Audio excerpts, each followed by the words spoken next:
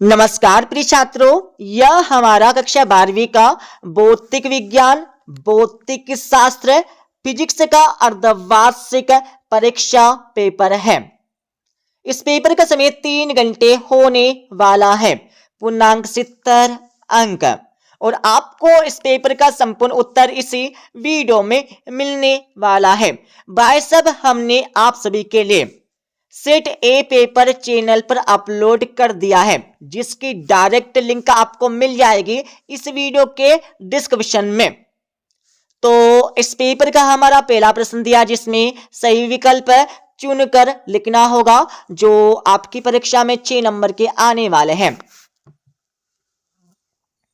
तो आपका पहला दिया वायु का परावैद्युतांक है, तो पहले में सही उत्तर आपको लिखना होगा बी वाला 1। तो वायु का परावैद्युतांक 1 है। दूसरा आपका दिया है आवेश 2.0 म्यूसी से 5 मीटर दूर स्थित बिंदु पर विभव का मान होगा। तो दूसरे में सही उत्तर आपको लिखना होगा बी वाला 3.6 इंटू 10 की पावर 3 वोल्ट।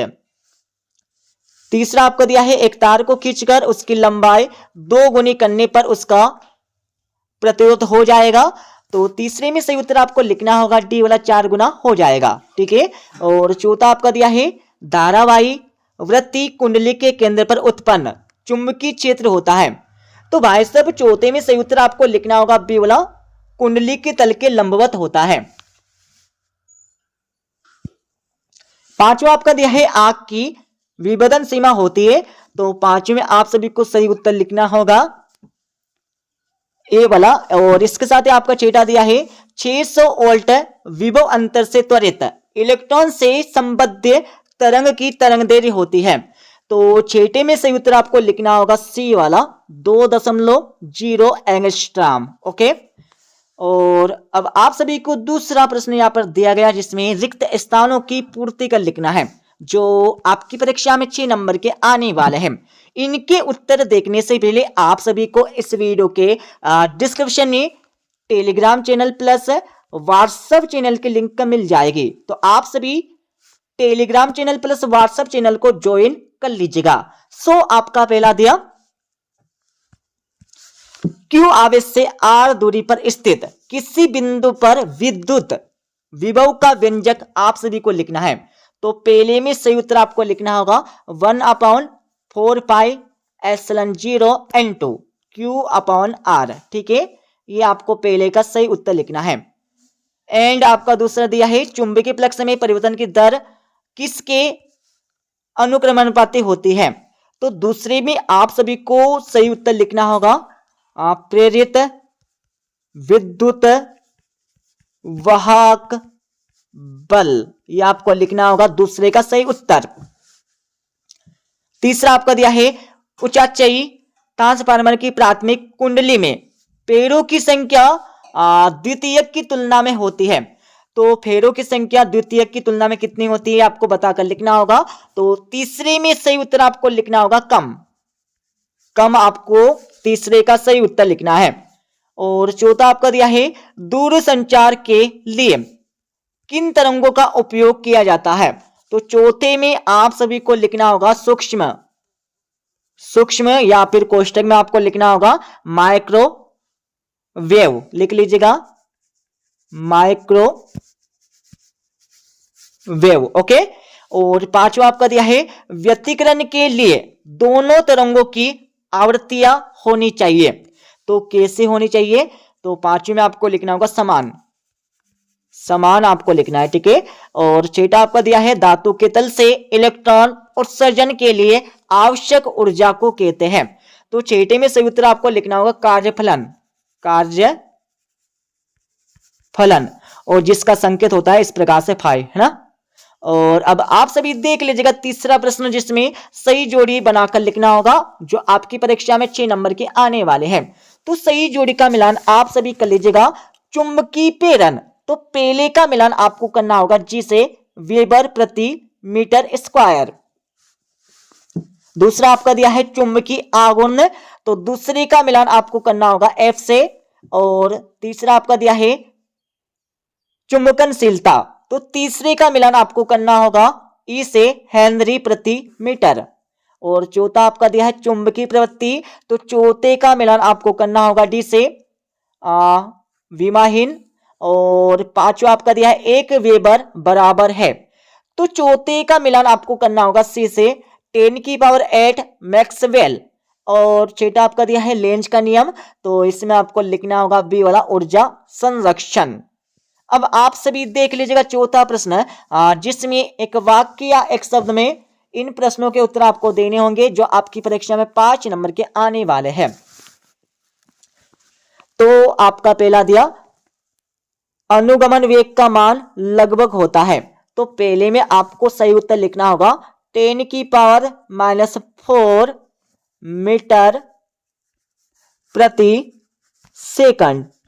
ठीक है, ये आपको लिखना होगा पहले का सही उत्तर। और दूसरा आपका दिया है एक आदर्श वोल्ट मीटर का प्रतिरोध कितना होता है, तो दूसरे में आप सभी को लिखना होगा अनंत। ठीक है, अनंत आपको लिखना होगा दूसरे का सही उत्तर। तीसरा आपका दिया है चुंबकीय क्षेत्र की तीव्रता का विमीय सूत्र आपको लिखना होगा, तो तीसरे का आंसर आप सभी लिख लीजिएगा m(t-2 a-1)। ठीक है, ये आपको लिखना होगा तीसरे का सही उत्तर विमीय सूत्र। और चौथा आपका दिया जिसमें लेंस के लिए u तथा v एवं एप में संबंध आपको बताकर लिखना होगा, तो चौथे में आपको लिखना है 1/f = 1/v - 1/u। ठीक है, ये आपको चौथे का आंसर लिखना है। पांचवा आपका दिया है आपतित प्रकाश की आवृत्ति बढ़ने पर प्रकाश विद्युत धारा पर क्या प्रभाव पड़ता है, तो पांचवें में आप सभी को सही उत्तर लिखना होगा प्रकाश विद्युत धारा का मान बढ़ता है। लिख लीजिएगा प्रकाश विद्युत धारा का मान बढ़ता है। ठीक है, ये आपको लिखना होगा पांचवे का सही उत्तर। अब आप सभी देख लीजिएगा पांचवा प्रश्न, तो भाई साहब इस प्रश्न में आप सभी को सत्य अथवा असत्य बताकर लिखना होगा जो आपकी परीक्षा में 5 नंबर के आने वाले हैं। सो आपका पहला क्वेश्चन दिया धातु का परावैद्युतांक अनंत होता है, तो पहला लगा लीजिएगा बिल्कुल होता है, सत्य हो जाएगा। दूसरा आपका दिया है किसी गोली चालक की धारिता C = 4πε0r होती है, तो बिल्कुल होती है, दूसरा आपका सत्य हो जाएगा। तीसरा आपका दिया है विरल माध्यम से, ठीक है, विरल माध्यम से सघन माध्यम में जाने पर प्रकाश की चाल व तरंग दैर्घ्य घटती है, तो लगा लीजिएगा तीसरा यहां पर हो जाएगा हमारा सत्य। और चौथा आपका दिया है प्रकाश किसी तल से टकराकर, ठीक है, प्रकाश किसी तल से टकराकर उसी माध्यम में वापस आ जाना अपवर्तन कहलाता है, तो बिल्कुल नहीं कहलाता है अपवर्तन, परावर्तन कहलाता है, इसलिए हमारा चौथा यहां पर असत्य हो जाएगा। ठीक है, और पांचवा आपका दिया है प्रोटॉन का विराम द्रव्यमान 0 होता है, तो बिल्कुल होता है, पांचवा आपका बिल्कुल सत्य हो जाएगा। अब आप सभी देख लीजिएगा 2-2, 3-3 एवं 4-4 नंबर के प्रश्न, और इन सभी के उत्तर आपको बताएंगे इस वीडियो के लास्ट में। सबसे पहले आप सभी प्रश्नों को समझ लीजिएगा। सो आपका छठा प्रश्न दिया विद्युत फ्लक्स किसे कहते हैं, इसके बारे में आपको लिखना होगा। और अतो प्रश्न आपका दिया इसमें समविभव पृष्ठ किसे कहते हैं, इसके बारे में आपको लिखना है। सातों प्रश्न आपका दिया इसमें प्रतिरोध ताप गुणांक किसे कहते हैं, इसका मात्रक आपको लिखना होगा। और अतवा प्रश्न आपको यहां पर दिया गया है। आठवां प्रश्न आप सभी देख लीजिएगा जिसमें अमीटर और वोल्टीमीटर में प्रमुख 2 अंतर आपको बताकर लिखना होगा। और अतवा प्रश्न आपको यहां पर दिया गया है।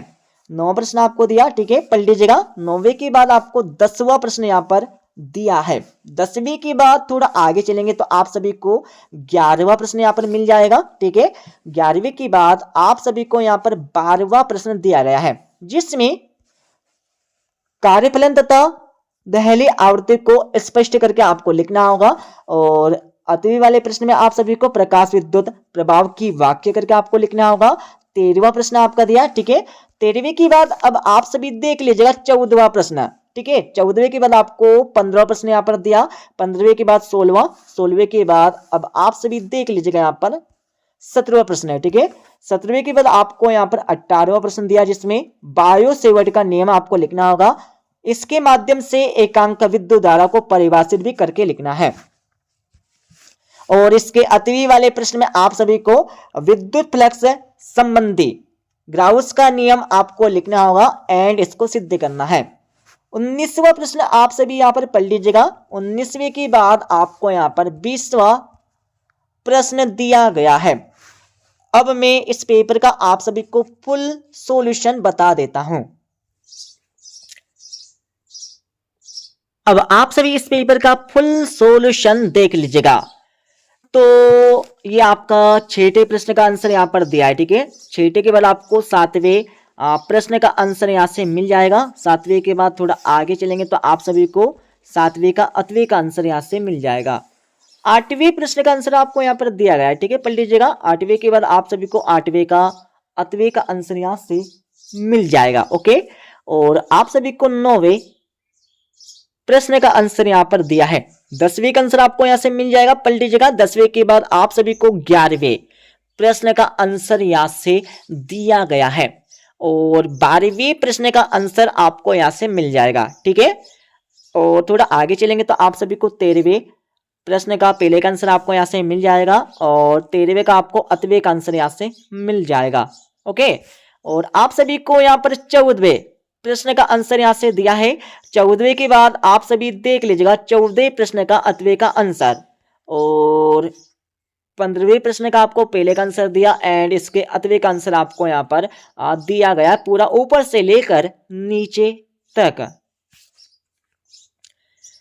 अब आप सभी देख लीजिएगा 15वें प्रश्न का 8वें का आंसर पूरा आपको ऊपर से लेकर नीचे तक परीक्षा में लिखना है। ओके, और थोड़ा आगे चलेंगे तो आप सभी को 16वें प्रश्न का आंसर आपको यहां से मिल जाएगा और 17वें प्रश्न का आंसर आपको पूरा यहां से मिल जाएगा। ठीक है, 8वें का, और आप सभी को यहां पर मिल जाएगा 18वें प्रश्न का आंसर। 18वें के बाद आप सभी को मिल जाएगा 18वें प्रश्न का 8वें का आंसर। थोड़ा जूम करेंगे, जूम करने के बाद अब आप सभी देख लीजिएगा इसका आंसर। ओके, वो थोड़ा आगे चलेंगे तो आप सभी को 19वें प्रश्न का आंसर आपको यहां से मिल जाएगा पूरा ऊपर से लेकर नीचे तक, पढ़ लीजिएगा। और थोड़ा आगे चलेंगे तो आप सभी को मिल जाएगा 20वें प्रश्न का आंसर। ठीक है, तो इस प्रकार से हमने इस पेपर का आप सभी को फुल सॉल्यूशन बता दिया है। ठीक है, मिलते अगले वीडियो में।